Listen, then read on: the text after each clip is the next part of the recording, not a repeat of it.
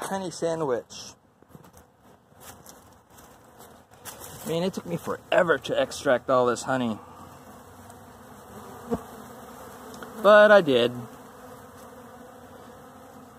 And this is the remnants. The bees seem pleased. You know, bees do this one thing. I have no idea why, but this is right here is a good example of it.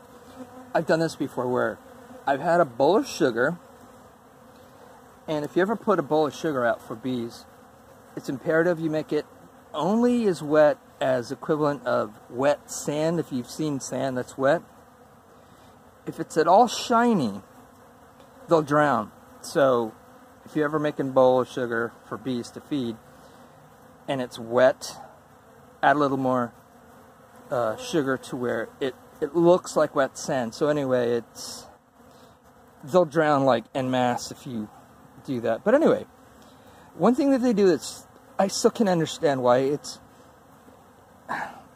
goes to my theory of bees, have this mob mentality. Dogs do the same thing. Like if you dig a hole, they'll want to go to where you're digging. I had a dog do that to me, my dog, once when I was just trying to dig a hole around a root so I could cut it with a chainsaw. It wouldn't let me dig it. He'd like take over the hole, like, no, mine.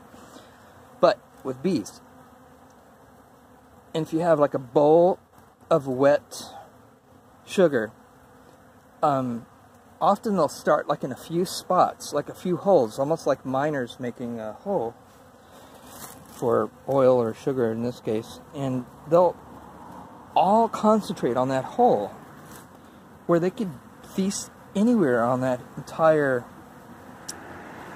you know, bowl of sugar. But nope, they're all like here. They're all going very specifically, like this line around here. Don't know why. I mean, they could just as well be here. But no, they gotta go. In this case, I gotta release this cheesecloth.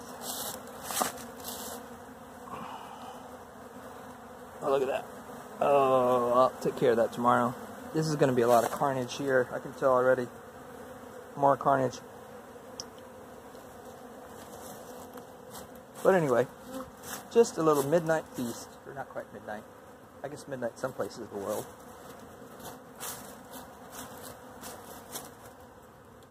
I am feeding them in the back some open feed 8 pounds of clearance sugar. I need to go buy a pallet's worth if I find it. Can't have too much sugar as a beekeeper.